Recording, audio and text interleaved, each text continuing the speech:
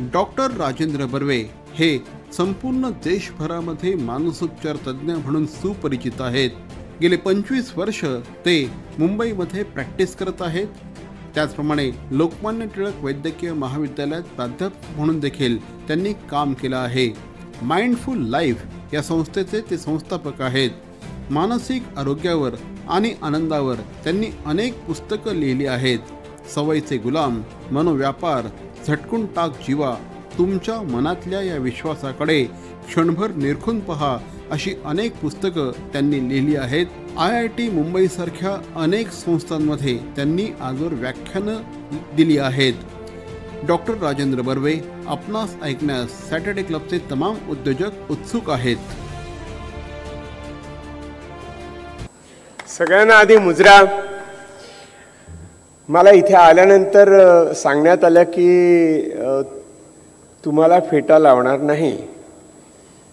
तर मी म्हटलं का हो, फेटा लावण्याचं सगळ्यात महत्त्वाचं काम असतं की डोकं ठिकाणावर राहतं. तर मी त्यांना सांगितलं की नक्कीच फेटा बांधा, म्हणजे मला तुमच्याशी जो संवाद करायचा आहे तो मनापासून करता येईल. मुख्य मुद्दा असा आहे की कोणत्याही इंडस्ट्री करता, व्यवसाय करता आपण म्हणतो की कशाची गरज आहे, ते मटेरियलची, मेथडची, मनीची, मॅटरची गरज आहे. पण सगळ्यात मोठी गरज जो न उच्चारलेला एम आहे तो म्हणजे माइंड. तर उद्योजकाचं मन आणि सर्वसामान्य मन याच्यात फरक असतो, हे उद्योजकाने कायम लक्षात ठेवलं पाहिजे. उद्योजकाचं मन हे त्याने सगळ्यात जपण्याची गोष्ट आहे. सगळ्या गोष्टी परत आणता येतात, फक्त जर तुमचं मन विस्कटलेलं असेल तर मात्र ते मन ठिकाणावर आणण्याकरता बराच काळ लागतो. ते ठिकाणावर येऊ शकतं, पण ते शक्यतो ठिकाणावर राहावं असा जास्तीत जास्त प्रयत्न सगळ्यांनी केला पाहिजे. मला येथे येताना विचारले एका मित्राने, तू उद्योजकांच्या सभेमध्ये स्ट्रेस मॅनेजमेंटवरती बोलायला जाणार आहेस का? तर म्हटलं माझं ऑब्जेक्शन या गोष्टीला आहे की स्ट्रेस, मानसिक ताणतणाव याच्यावरती फक्त निगेटिव्हच बोललं जातं. आपल्या लक्षात येत नाही की मानसिक तणाव ही एक हेल्दी, निरोगी गोष्ट आहे. तुमच्या मनावरती सातत्याने असे संस्कार केले जातील की मानसिक तणाव म्हणजे तुमची प्रकृती खराब होणार. हे अर्धसत्य आहे. मानसिक तणाव ही एक रियालिटी आहे, हे एक वास्तव आहे. पण या वास्तवाकडे आपण कसं पाहतो हे तणावापेक्षा अधिक महत्त्वाचं आहे. तणावाच्या परिस्थितीपेक्षा तणावाकडे आपण कोणत्या दृष्टिकोनातनं पाहतो हे खूप महत्त्वाचं आहे. आता याचं कारण सांगतो की याच्याकरता आपण स्वतःला का जपलं पाहिजे. याचं कारण असं आहे की आपण मनाचा अभ्यास करतो, मेंदूचा अभ्यास करतो, तिथली एक गोष्ट पटकन लक्षात येते. ते म्हणजे आपल्या मनामध्ये आणि विशेष करून आपल्या मेंदूमध्ये एक निगेटिव्ह बायस आहे. आपलं मन सातत्याने आपल्याला धोक्याचा इशारा देत असतं, हे विसरून चालणार नाही. अनेकदा पॉझिटिव्ह विचार करा, होकारात्मक विचार करा, ह्याची टॉक्सिक पॉझिटिव्हिटी तयार होत चालली आहे समाजामध्ये. असं करून चालणार नाही. आपल्याला समतोल महत्त्वाचा आहे आणि लक्षात ठेवलं पाहिजे की निगेटिव्ह बायस प्रत्येक माणसाच्या मनामध्ये आहे. इथे मी येत असताना मला असं वाटत होतं की मी वेळेवर पोचणार का, वाटेत काही अडचण तर येणार नाही ना, असं मला वाटत होतं. हे आलं कुठून? ते माझ्या मनातल्या निगेटिव्ह बायसवरनं आलं. निगेटिव्ह बायस 50 वर्षापूर्वी निगेटिव्ह बायस ही एक रियालिटी आहे. हे मेंदूचं एक सत्य आहे. हे का, हे समजणं खूप महत्त्वाचं आहे. महत्त्वाचं अशासाठी की आपली जी प्रगती आज झालेली आहे, आज तुम्ही उद्योजक म्हणून काम करताय, इथे या माईकवरनं मी बोलतोय ते अनेक लोकांच्यापर्यंत जात आहे, कोणी रेकॉर्ड करत असेल तेही टिकून राहणार आहे. ही प्रगती आपण कशी करू शकलो? ही प्रगती आपण अशा कारणास्तव करू शकलो की प्रत्येक वेळेला जो बदल घडला तिथपासून आपण इथपर्यंत आलेलो आहोत. आपल्या सगळ्यांची आई एक अमिबा पेशी आहे. एका अमिबापासून बहुपेशीय अनेक टिश्यूज निर्माण झालेला, अनेक सिस्टीम चालवणारी अशी अत्यंत कॉम्प्लेक्स अशी शरीराची आणि मेंदूची रचना झालेली आहे. हे जाणणं महत्त्वाचं आहे. कारण तुम्ही सतत नवीन नवीन प्रोडक्ट आणता. त्या लिंबाचं लोणचं आणलं तर पुढच्या वर्षी आणखीन काही छान आणतील ते, किंवा काही दिवसातच आणतील. सारखे प्रॉडक्ट आपण तयार करत असतो, परंतु हा जो प्रॉडक्ट निसर्गाने तयार केलेला आहे मेंदूचा, तो लाखो वर्षात बदललेला नाही. त्याला नवीन गेटअप आलेला नाही. आपण अजून तोच मेंदू वापरतो आहोत जो लाखो वर्षापूर्वी आपण जेव्हा गुहेत राहत होतो तेव्हा वापरत होतो. आणि तेव्हा फक्त दोनच गोष्टी आपल्याकडे होत्या. एक म्हणजे आलेल्या संकटाला सामोरं जाणं, किंवा संकट फार कठीण वाटत असेल तर माघार घेणं. आणि माघार घेणं हे माणसाच्या मेंदूमध्ये कोरलं गेलं. याचं कारण असं की आपल्या शरीरामध्ये, माणसाच्या शरीरामध्ये कोणत्याही इतर प्राण्या इतकी शक्ती नाही. एक मुंगी सुद्धा डसते, तिचं वजन काही ग्रॅम पण नसतं.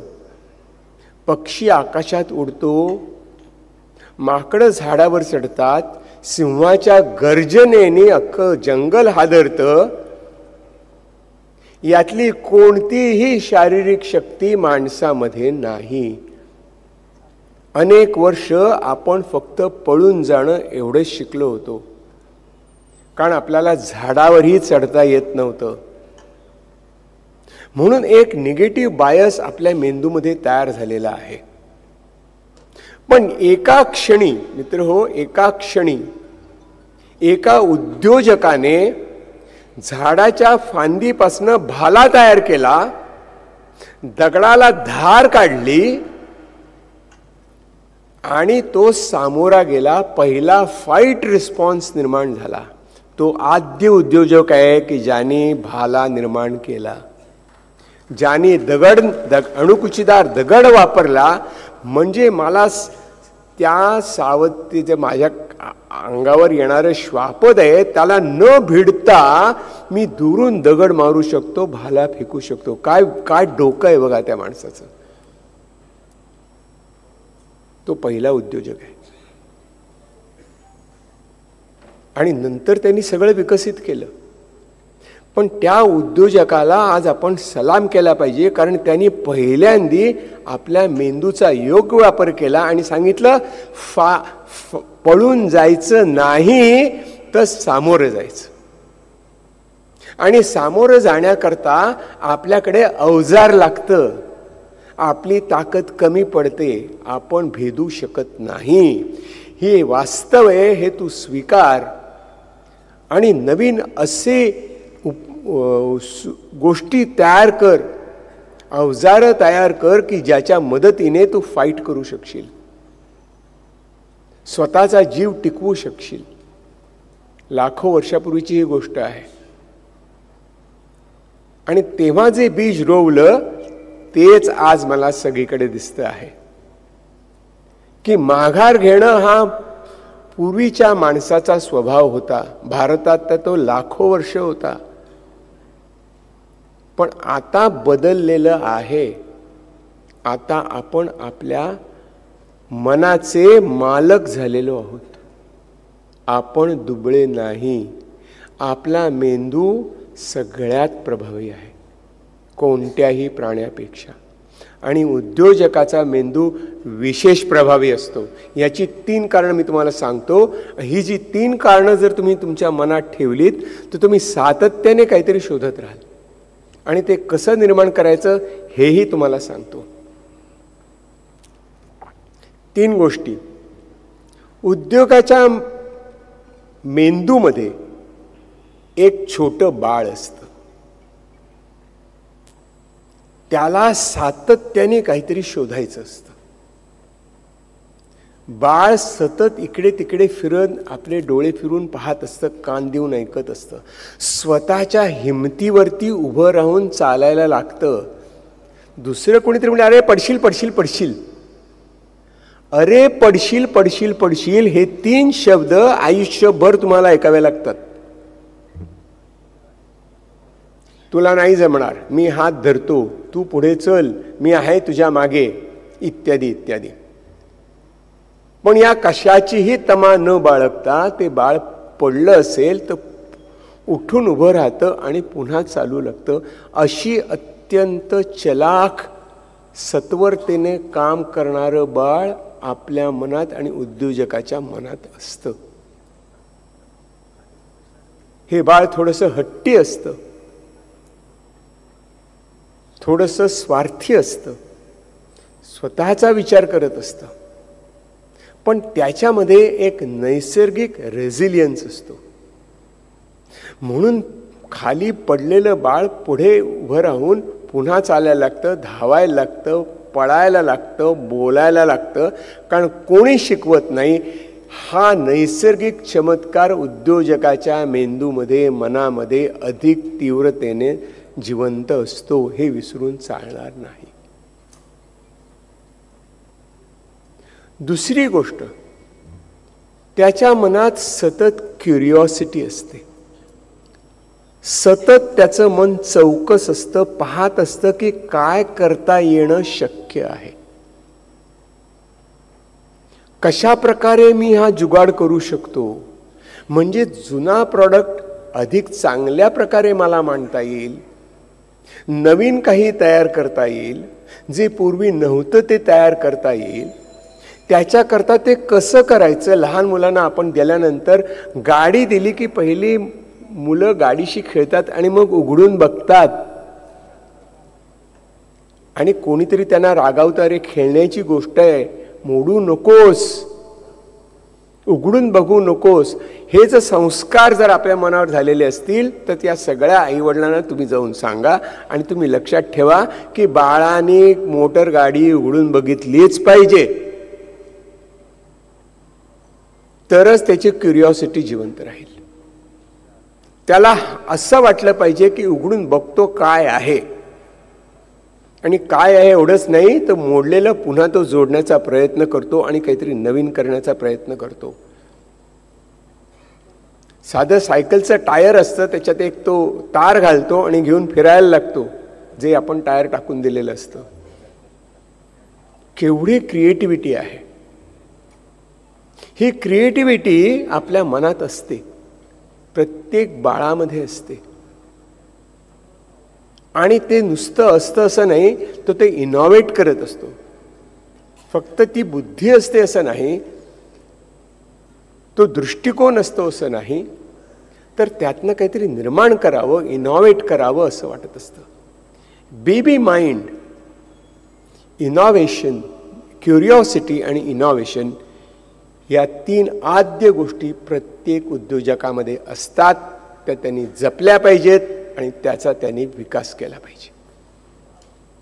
त्याच्या विकासावरच सगळ्या गोष्टींवरती मात करता येते. कारण लक्षात ठेवा, आपल्या मनामध्ये निगेटिव्ह बायस अजून गेलेला नाही, आणि तो वाईट आहे असंही म्हणत नाही. तो धोक्याचा आहे, आपल्याला इशारे करत असतो. आपल्याला रस्त्यावरनं जाताना लाल सिग्नल दिसतो, पण कोणी म्हणालं रस्त्यावर ते रेड सिग्नल आहे, लाल सिग्नल आहे, म्हणून मी गाडी चालवणारच नाही. हे आपल्यावरचे संस्कार आहेत. पुढे धोका आहे, जाऊ नकोस, तो धोक्याचा इशारा आहे.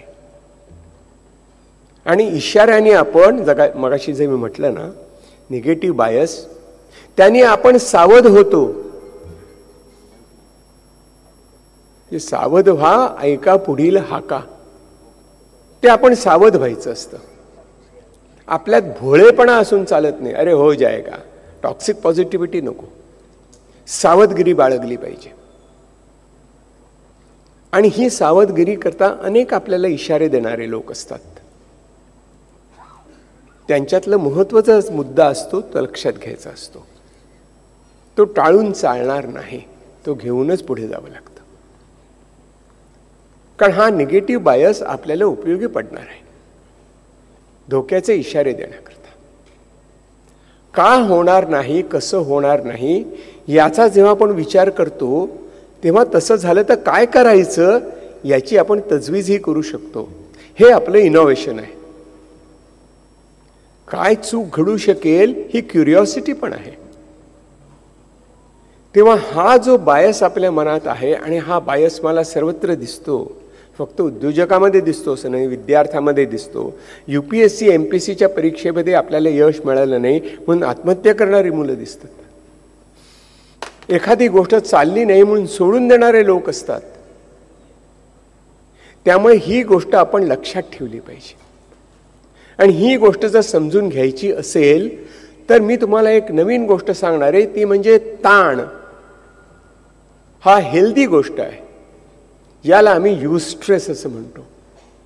युस्ट्रेस म्हणजे काय की जो आपल्याला उद्युक्त करतो, जो आपल्याला चाळवतो, जो आपली बालबुद्धी जागृत करतो, जो क्युरिओसिटी निर्माण करतो, जो आत बघायला लावतो आणि सांगतो माझ्या क्षमता काय त्याचा विचार कर, शोधून काढ तुझ्या क्षमता आणि त्या क्षमतांचा वापर करायला सुरुवात कर. किती चांगलं ब्लेड असलं आणि ते वापरलं नाही तर गंजून पडतं. हा एक साधा रबर बँड प्रत्येकाच्या घरात असतो. तो आपण नेहमी वापरत असतो, पिशव्या बंद करायला, आणखीन काही गोष्टी करायला. हा जर रबर बँड असाच ठेवला तर काही दिवसांनी तो सडतो. ऑर्गॅनिक मॅटर आहे ते. पण मला वापरायचा असला तर तो मला आधी ताणावा लागतो. तुम्हाला वाटत असेल की हेल्दी स्ट्रेस म्हणजे काय, उपयुक्त स्ट्रेस म्हणजे काय, चांगला स्ट्रेस म्हणजे काय, तर हे त्याचं उदाहरण आहे. जर ताण पडला नाही, जर मनाला प्रश्न पडले नाहीत, मन अस्वस्थ झालं नाही की काय करू कळत नाहीये, शोधून काढलं पाहिजे, इज दिस.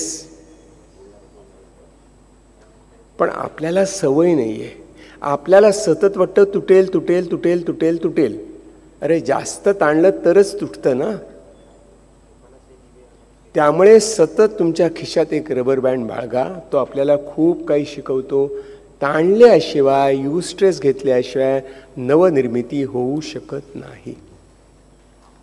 हा ताण हेल्दी आहे का अनहेल्दी आहे हे कसं ओळखाल, खूप महत्वाचं आहे. कारण आपल्याला जो हेल्दी वाटत असतो तो कोणाला तरी अनहेल्दी वाटू शकतो. मनाला एकच प्रश्न विचारायचा, मला नवीन आयडिया सुचली, नवीन एक काहीतरी गंमत सुचली आहे, नवीन प्रकार सुचलाय, नव्या प्रकारे मी करून बघू शकतो असं मला वाटतंय. त्यावेळेला मनात विचार असतो, पण त्यावेळेला मनाचा थोडासा कानोसा घ्या आणि स्वतःच्या मनाला विचारा, कसं वाटतंय रे तुला. त्या मनाचा एक रिस्पॉन्स सांगता येत नाही. असा असेल तर थांबा आणि विचार करा, क्या एक्साइटिंग है बात यार, मजा आ गया. असा जर तुम्हाला आत्मसंदेश आला, तुमच्या मनाने दिला, आयडिया अच्छा आहे, तुम्हाला एक्साइटमेंट वाटली, एनर्जी वाटली, हात सळसळले, असं वाटलं की अरे कधी एकदा करून बघतो, कधी एकदा मी ट्राय करतो, मे बी चुकेल, परत करून बघेन. हे 4-5 वाक्य असतात फक्त. पण मनाचा कानोसा घ्या आणि बघा, मनात असे शब्द आले का, मनात असं सळसळलं का, मनात असा उत्साह आला का. कोणाला सांगून कोणाला नाही असं वाटलं का? कधी एकदा करून बघतोय असं वाटलं का? कोणाला तरी शेअर करावं असं वाटलं का? असं जर वाटलं तर लक्षात ठेवा, इट्स अ हेल्दी स्ट्रेस. बिछाण्यावर पडल्यानंतर तोच जर विचार घोळत असेल आणि वाटत असेल की अरे जाऊन नोट्स काढतो मी, लिहून काढा, बायको म्हणते झोप रे, किती त्रास करून घेतोस, थांब जरा. तिला सांगायचं थांब मी लिहून काढतोय, नाही ते विसरून जाईल. कापूर असतो नवीन आयडिया म्हणजे, तो असा उडून जातो पटकन. त्यामुळे ती आयडिया जॉट डाऊन करता. तुम्ही रात्री उठून, महत्वाचं आहे, तारीख टाका, वेळ टाका आणि लिहा की येस, उत्साह वाटला, तरतरी वाटली.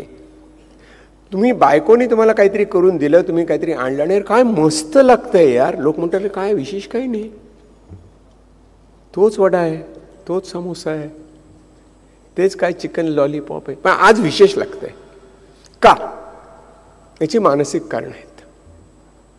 आपण जेव्हा तरतरीत होतो तेव्हा आपल्या ज्या संवेदना असतात त्याही तरतरीत होतात आणि त्याच्यामुळे आपल्याला अधिक गोडी लागते, अधिक इच्छा होते की हे छानदार वाटतंय.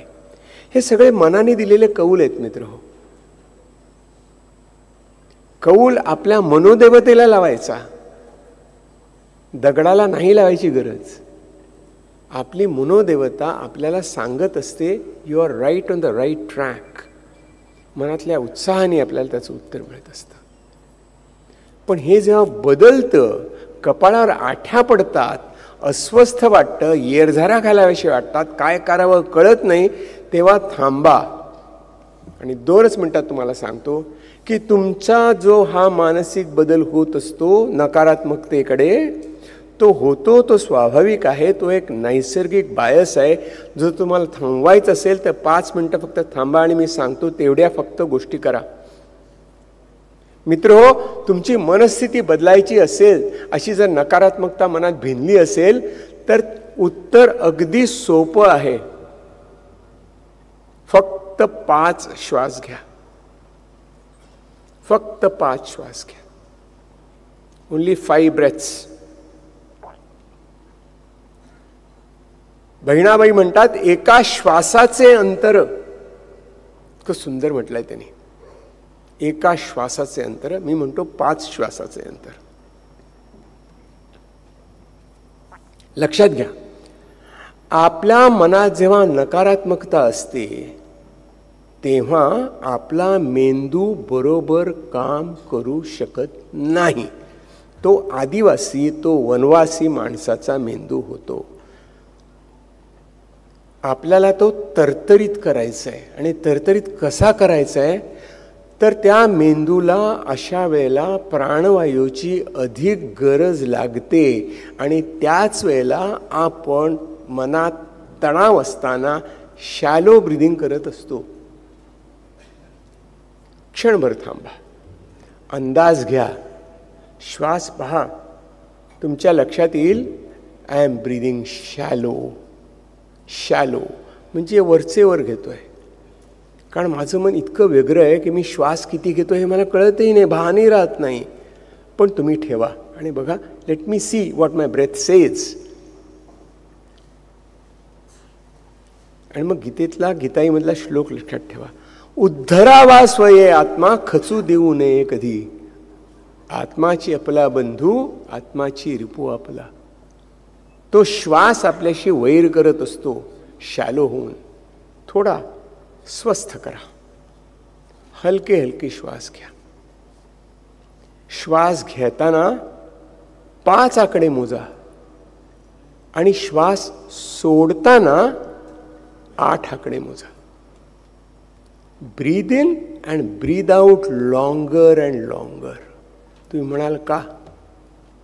कारण मला आत ऑक्सिजन हवा असेल तर कार्बन डायऑक्साईड बाहेर काढला पाहिजे ना.